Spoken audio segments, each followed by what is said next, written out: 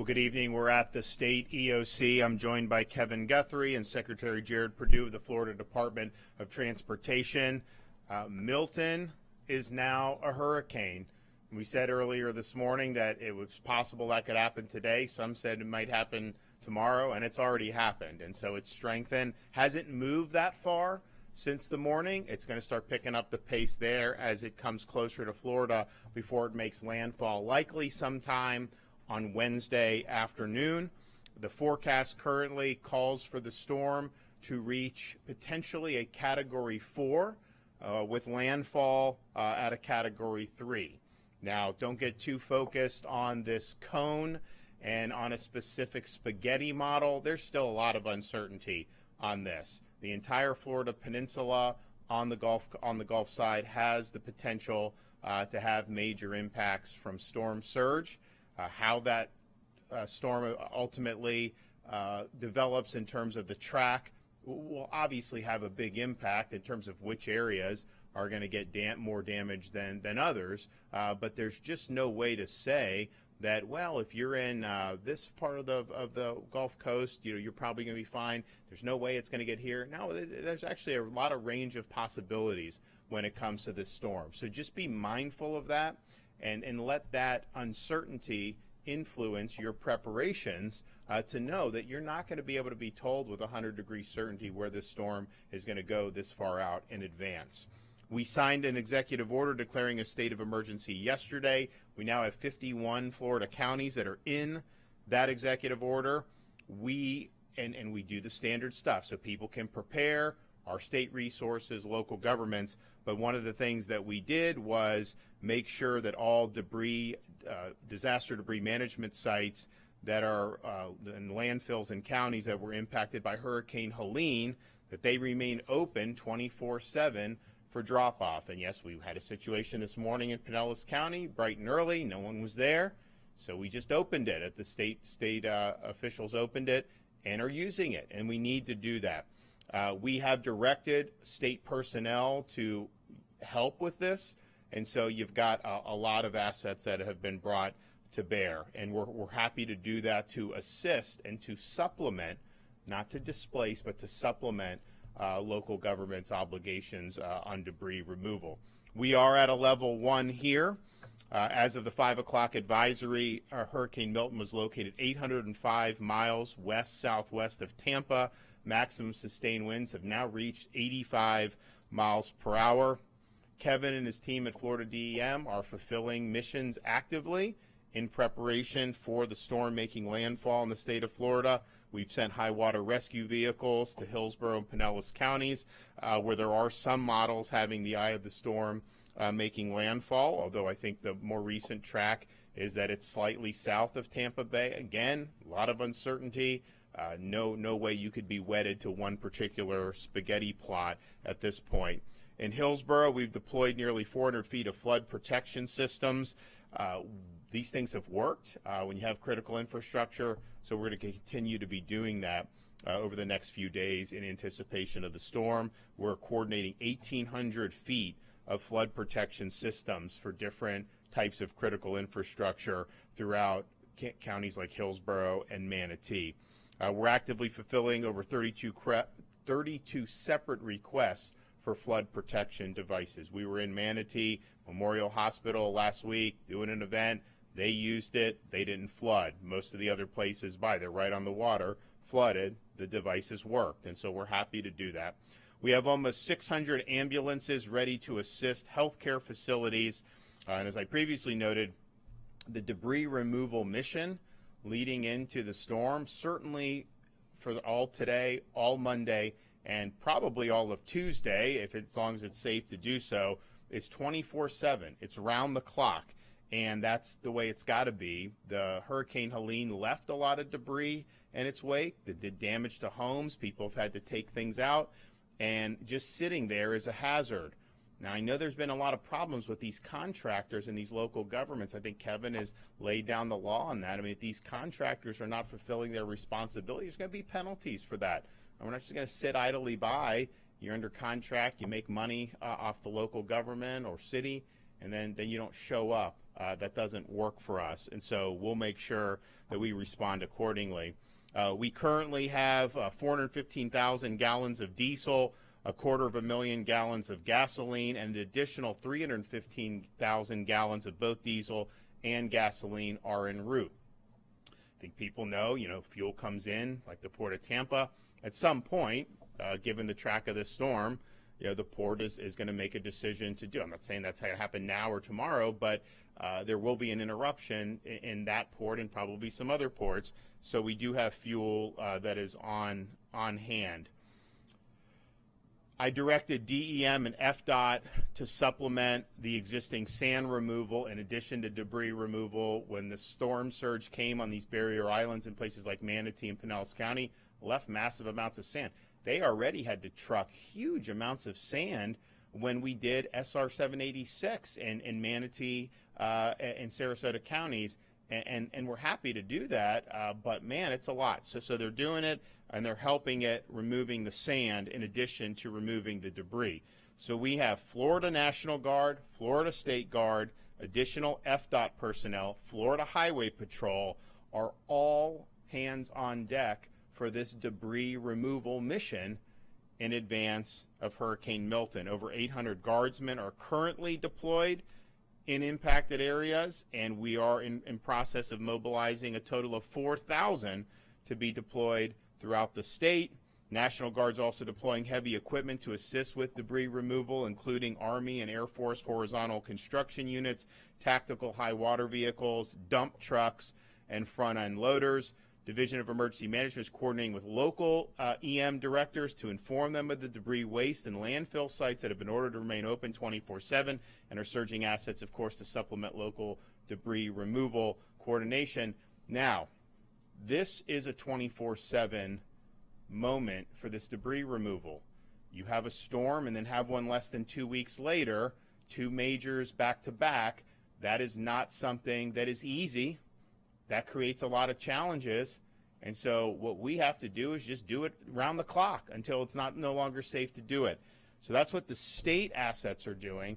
That is what the local assets need to be doing as well. This is not a 9 to 5 debris removal. You're not going to be able to get it done if you just do 9 to 5.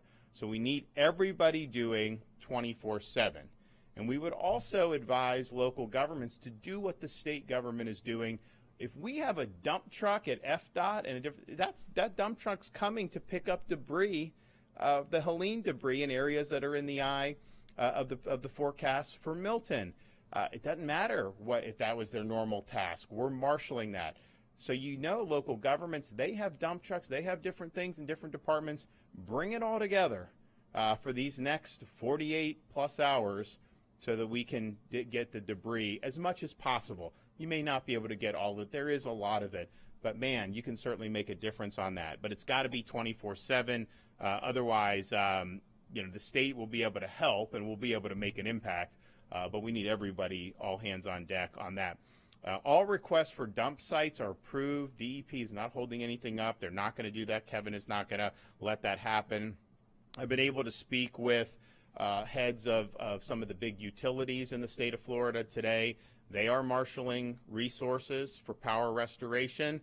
I think everybody understands this potentially could be really significant in terms of the power outages and likely exceeding what we just saw for Hurricane Helene. Now, there is just the reality that the country just had a major hurricane. I think people in Florida were like, okay, we had 2.4 million restorations. Most of those restorations were done within a relatively short time frame, certainly by historical standards, very, very short compared to past storms, which is great. But some of these other states still have a lot of people without power, so there are crews working in some of those other states. That just means it may be a little more challenging getting people here, but they're all committed to doing it, having the resources ready, and then getting moving with the restoration as soon as possible. All of our assets that had been assisting in North Carolina and Tennessee are back, so they're ready to go in the state of Florida, doing whatever we need to be able to respond to this storm. And we anticipate a big storm, strong storm. There's going to be response that's going to be needed on the search and rescue. I do think a lot of Floridians are understand that this, I mean, when you see the path, the way it's on, it's like coming right at. I do think psychologically, people say, okay, it's gonna hit us. Where some of these other ones that have different curves, sometimes they think, well, maybe not. This one, like, we're in the way of the storm, the state of Florida. So I think a lot of people are heeding the advice that's being given. Nevertheless, we will have people that'll be there ready to respond to rescues as need be. We have established a base camp at Tropicana Field to support ongoing debris and post-landfall first responder operations. Remember that you have time to prepare and execute your plan for hurricane response, but you got to start doing it now if you haven't already. So you have time the rest of the day, you have time tomorrow to execute it. You may even have some time on Tuesday, but as you get into that, you could start to see conditions deteriorate. That's possible. So have the plan, execute the plan. Now is the time to do it.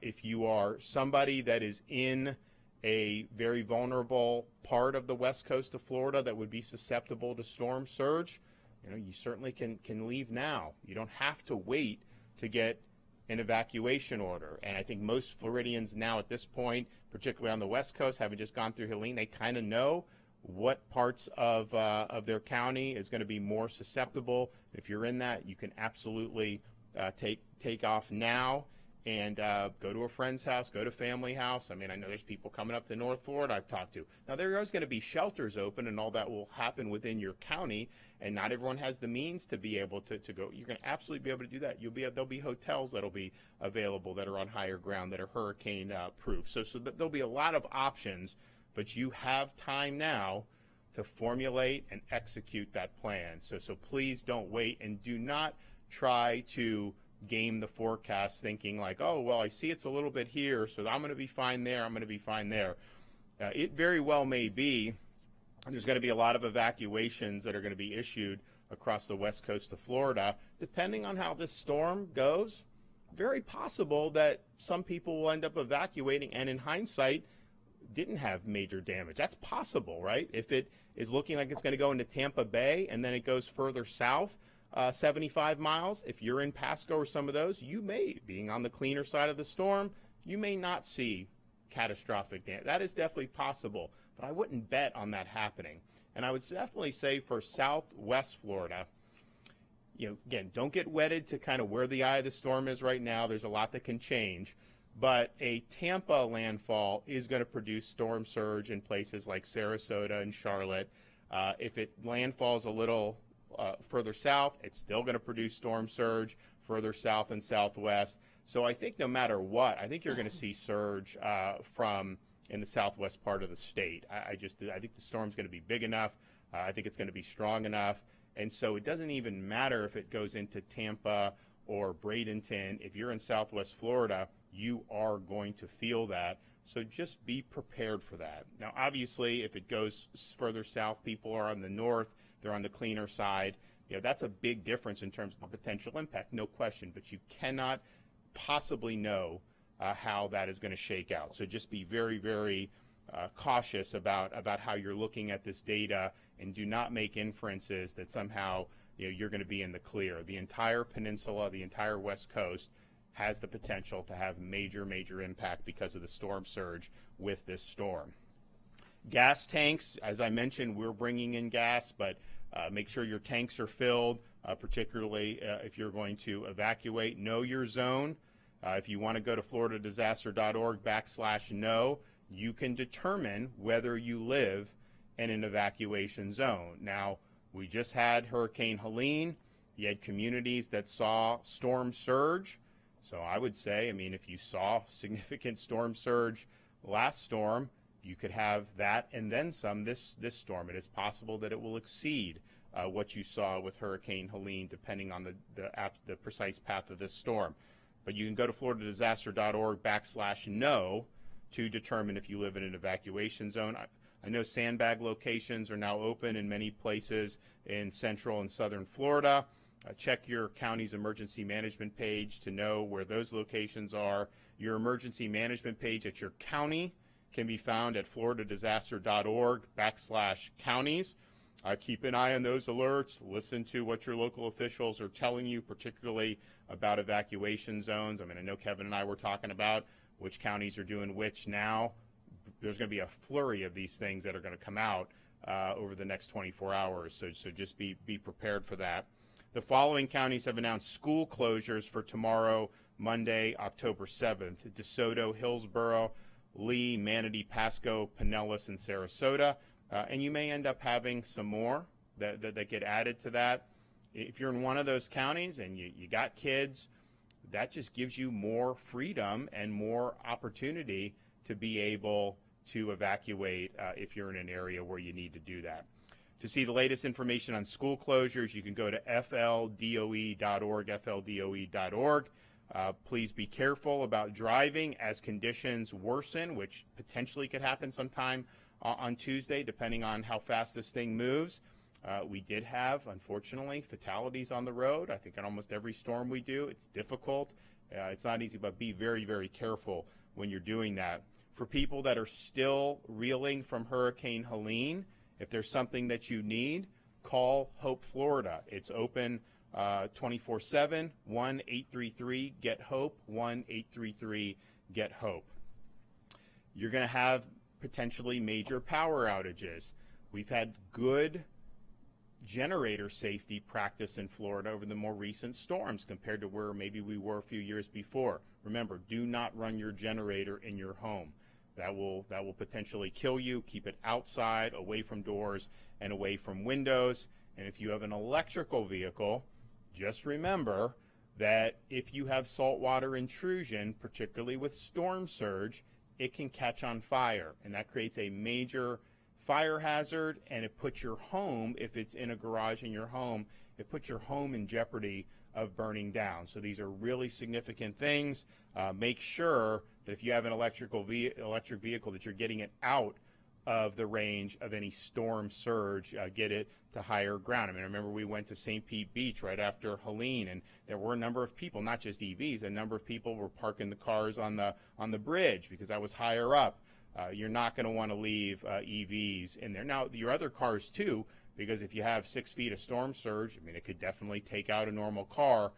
Those don't necessarily catch on fire because they don't have the same battery that the EVs do, but you can lose the car from that. But the EVs, I think, have the potential to have broader impacts. I want to thank Kevin Guthrie and Jared for mobilizing very quickly.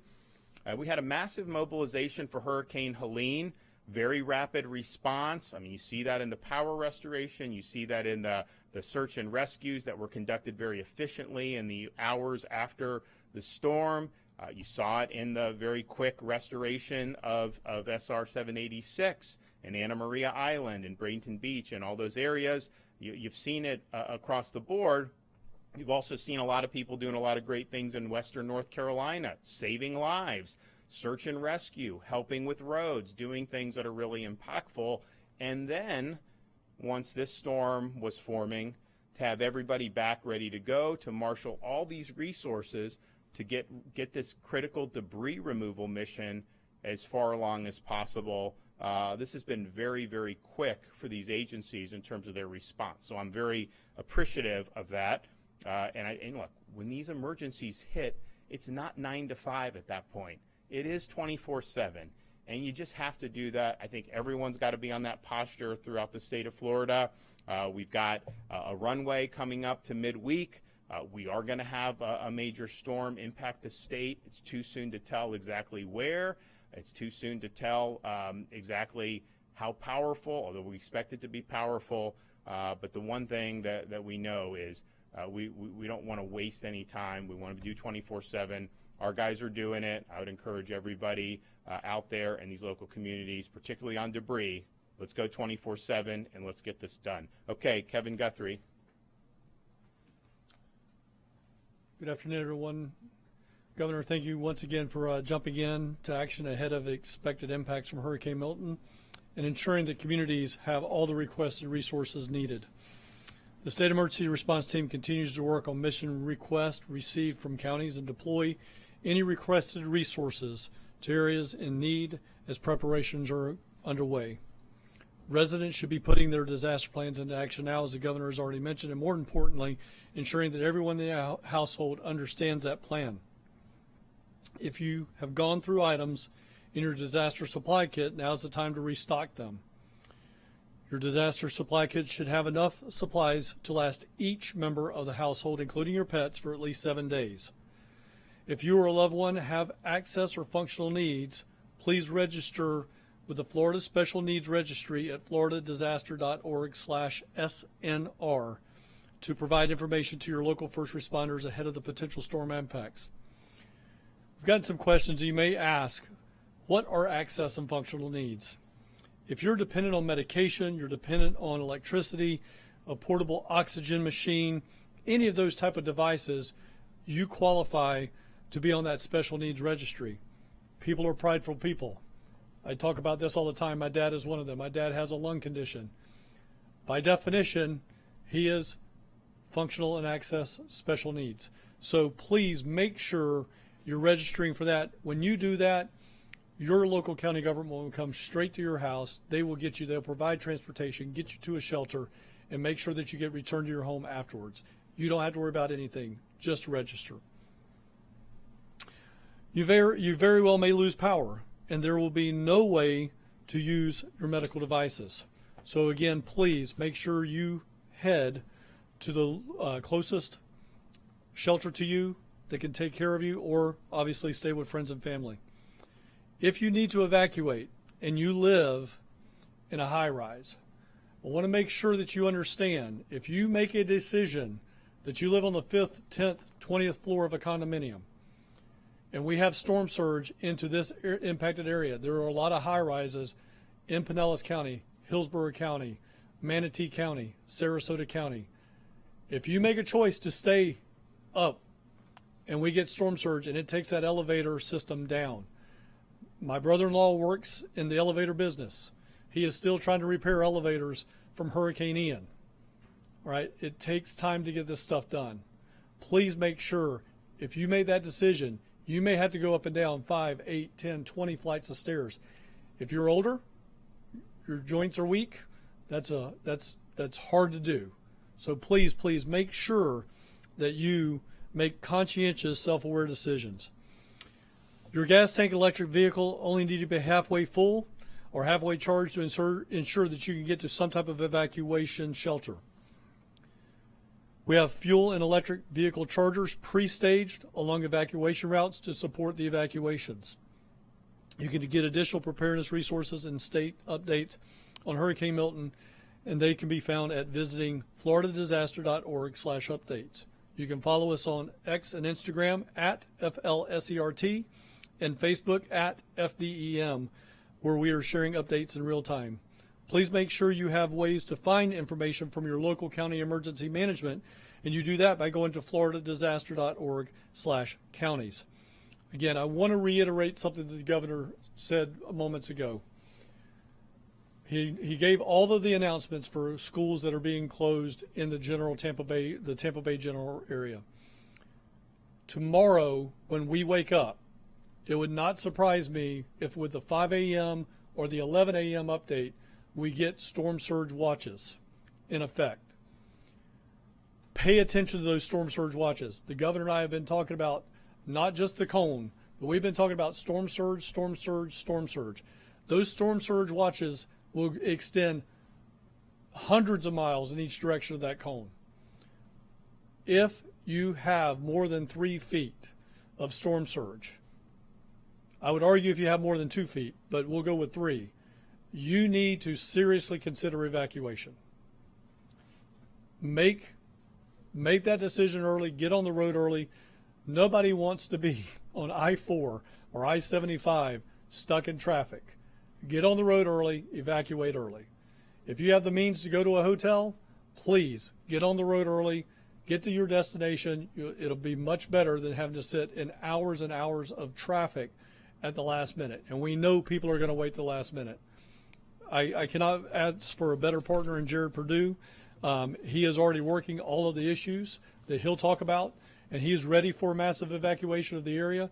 But again, no time like the present to put your evacuation plan into effect right now, because again, I believe tomorrow morning when we wake up or mid-morning, we will have those evacuation or those surge watches in place, which will then govern the evacuations. Thank you very much, Governor, for your support. Jared?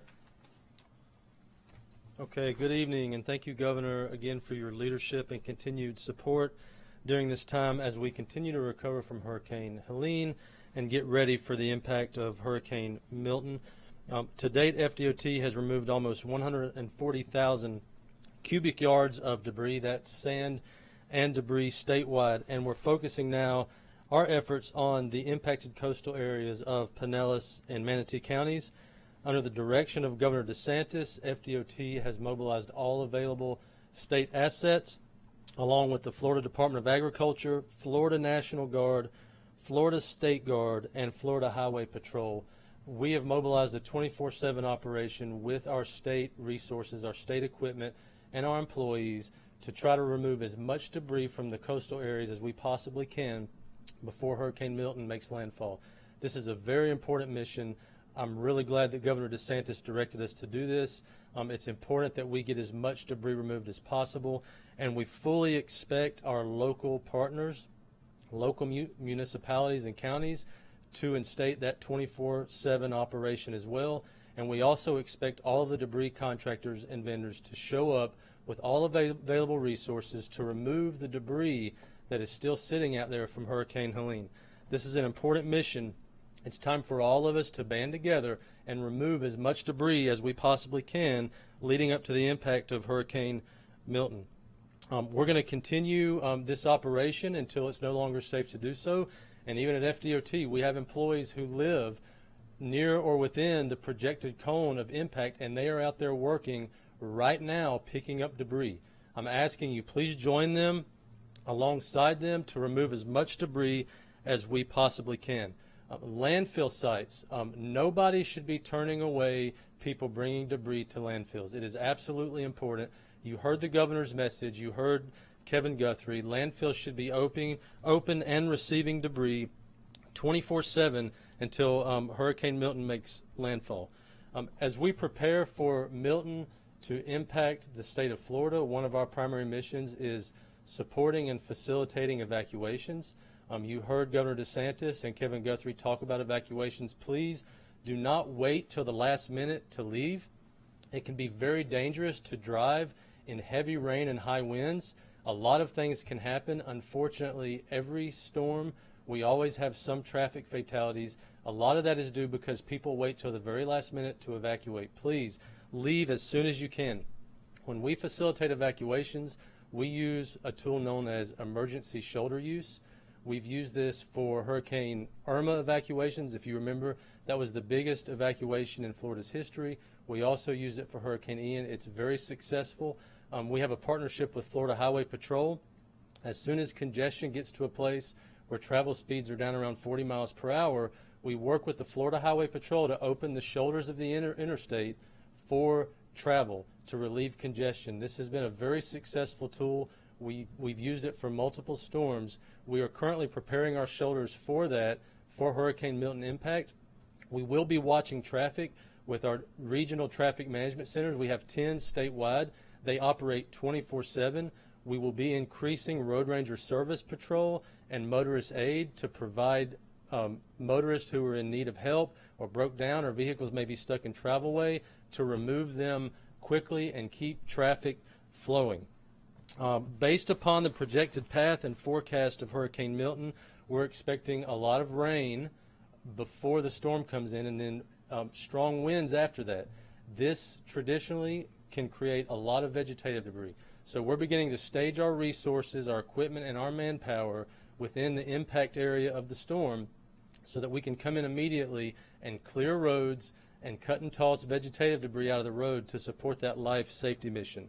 Also, with a storm of this magnitude and this much rain, we're watching our bridges and low-lying roads in coastal areas and also our bridges and low-lying areas inland that cross rivers, creeks, and streams.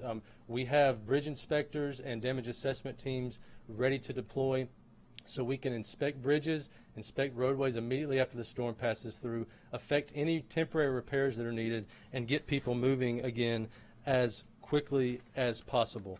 I'm really proud of our nearly 2,000 FDOT team members who have been activated and working around the clock since we started preparing for Hurricane Helene. We're still committed. We're going to be there through the storm. We have a great partner in the Division of Emergency Management with Kevin Guthrie and all of our state partners who are part of the emergency response. We're going to get this done. We're going to be prepared. I encourage all of you, FL 511 is the place to get traffic information, detour information, road closures. During an emergency, FL511.com is the most reliable source of information if you're looking to go somewhere. Thank you, Governor. Okay. So when you're dealing with a storm that's potentially a major hurricane, particularly in areas that are very sensitive to storm surge, just know that the surge is going to be the primary threat to your life and your safety. I'm not saying that you should want to hunker down if there's with major wind speeds, if we had Cat 3, Cat 4, but in Florida, a lot of the buildings can handle it, particularly new. You could potentially do that. The surge is just overwhelming. It's like trying to fight Mother Nature in a way that you're just not going to be able to win. And we saw that with Helene, places in like Horseshoe Beach that survived with almost no damage in Idalia, which was almost it hit Category 4, then went down to 3 before it made landfall. And then Helene wiped it out because of the surge. There was just more storm surge.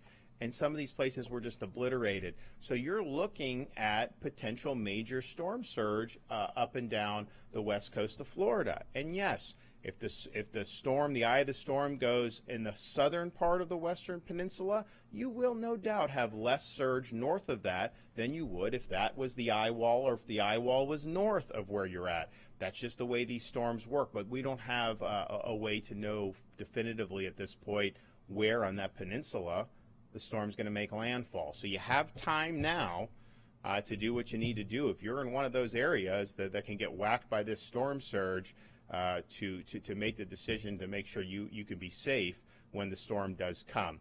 As Kevin and Jared both said, I mean, people sometimes wait, and then when you wait till the very end, you get caught on the roads, you could have hazardous conditions. You have today, clearly you have tomorrow for sure. Probably you'll have some time Tuesday, but I think it will start to get more crowded. I think it'll start to become something that presents some risks of its own. And then just finally on evacuations, if you are in one of those areas, you don't have to get on the interstate and drive 200 miles. Anywhere you go inland or any place that's not going to be a threat for the storm surge, you can hunker down there and then go back when the storm passes. Now, there will be a lot of shelters that are open. I don't know if anyone's opened them yet. I don't think so, but that will happen as we get close. There's also going to be shelters open in other parts of the state where they may not be getting an impact if there's demand for that. I know Kevin's talked to people in the Panhandle. Some of those counties may do that. So you're going to have a lot of options on this, but those people in those sensitive areas, and you could potentially have some major storm surge. I think a lot of people that just lived through Helene, seeing 4, 5, 6 feet in some of those places in the Florida Peninsula on the West Coast, that was major. That caused a lot of damage. This potentially can be more in some of those areas. And so make sure you're taking appropriate precautions. Okay? After your conversation with the FEMA administrators today, how confident are you that FEMA will be ready to help handle what this storm with? It's still working with them. Well, so we do the request for the pre-landfall. Has that been approved yet? It will be. I mean, I have every time we've asked, we've gotten approval. So I fully anticipate that will get approved. And then I think, unfortunately, because I think that we are going to have significant impacts, the approval for things like individual assistance, all that, we're going to qualify for all that. And so I don't have any question about that. That's going to happen. I think some of the controversy with FEMA in some of the other parts of the country was about the rescue mission, some of this stuff and all that. But we have our assets ready for that. And we do have some of these urban search and rescue teams that are by and large local folks in Jacksonville, Miami, who will be ready to go. I know they are sending some people from other parts of the country. There's a lot of people in North Carolina and Tennessee right now. But I'm confident we'll be approved for that pre-landfall declaration. So I anticipate it. Yes. Director Kevin Guthrie, you mentioned that this was going to be the largest evacuation since 2017. Do you have a number or like an estimate of how many people you're expecting to evacuate? I know that Secretary Perdue, you just said that you're preparing to open the shoulders. So I didn't know if you had like a number. Well, I think I could take that. So, you have, these are obviously local decisions about evacuation, but you have a storm where the range of possibilities are basically the entire Florida peninsula on the Gulf Coast. The storm's going to be powerful enough to potentially generate major storm surge. So I would anticipate anybody in like barrier islands or those low-lying areas are probably going to have an evacuation order. Now, Hurricane Irma was one where a lot of people evacuated out of southeast Florida, and then the storm ended up being on the west coast of Florida. So there was a lot that was going on with that. But this one is going to be that entire coast. Certainly, when you start talking about, I've spoken with local folks from Lee. They're going to be doing something. Sarasota, Hillsborough, all that stuff. So there's just a lot of uncertainty. And as I mentioned in my initial remarks, if the storm is, say, heading to Tampa Bay, and then 24 hours before landfall, it toggles south and hits someplace like Sarasota, you may not have catastrophic impact in Hillsborough or Pasco or some of those, because you'll be on the cleaner side of the storm. Likely will suck water out of the bay, but you don't have a way of knowing that until it actually happens. And these things they can move. Helene moved. Remember, we were here in Tallahassee anticipating this to be potentially even west side of Leon County, probably 36 hours before the storm? And that was a very good forecast. Don't get me wrong. They did a really good job on that, but that's just what we're dealing with here. So you're going to end up having people who will evacuate, who will end up probably not having major impacts based on whatever path the storm takes. That doesn't mean it was the wrong thing to do. It just means there's a lot of uncertainty here, and you don't want to wait until the very end. And I would also this is a different track than what Ian was, but on Sunday, we were here in the EOC on Sunday, and they were anticipating a Big Bend landfall on Sunday morning, and I think Ian was a Wednesday, right? And then Ian ended up hitting in Sanibel down there in southwest Florida. And I do think because the forecast had it up there were some people in southwest Florida who decided, hey, well, I can ride this out, right? Well, it turns out, you had major impacts there, some of the worst we've ever seen with the surge. So we're just dealing with a wide range of possibilities, certainty that we're going to have major impacts, but where you could do. So I think the reason why the evacuation, once those orders come down from all the counties, I think it's going to be a significant number of people because of that uncertainty. Now, I would also say we have stressed in more recent years that you don't need to get on the interstate and drive 200 miles. You don't have to outrun the storm and evacuate to where you're going to have no impacts. It is perfectly fine if you're on a barrier island to go inland. Maybe you have friends, maybe you have family, maybe you have the means to do a hotel, maybe you go to one of the shelters when they're open, you ride out the storm and go. This storm is going to be powerful, but if you have one of these schools where the shelter's open, that could handle a major hurricane in terms of the wind. And so that is totally fine. And for many people, that's going to be preferable to do than to get on. We've seen examples of a lot of people rushing the roadways. I remember in Texas 10, 15 years ago, just a major gridlock, and it was hot. So there's you can evacuate tens of miles. It does not have to be hundreds of miles. Now, people are also free to do. I know I've spoken with people up here in Tallahassee that have family that are going to come stay with them who are in further south on the west coast of Florida, and that's fine. No one's saying you can't do it, but don't feel like you have to do it. Don't think that if there's an evacuation notice, that means I got to look at the cone and drive to where I get far outside the cone. It's not really what's necessary for an evacuation. Yep. Hurricane Helene in St. Petersburg in particular, there were a lot of issues with sewage. Is the state doing anything ahead of time to prepare for that same threat, or staging people for after? Well, those are municipal functions, and so those are not things. The sewer system's not something that we do. I would assume that some of these local governments and municipal governments are tuned to that. Now, we have assisted when we've had requests in the past to help. I know we did that after Hurricane Ian, but my sense is that that'll be driven locally, and I don't think we've had any requests on that, or have we? Sir, we have 4 1-megawatt generators running wastewater sewage plants right now in the Pinellas. Okay, yeah, after Helene. Yeah. For power generation, yeah. But in terms of like managing the sewer system, that is a municipal or county function, and so that's something that they're going to take the lead on.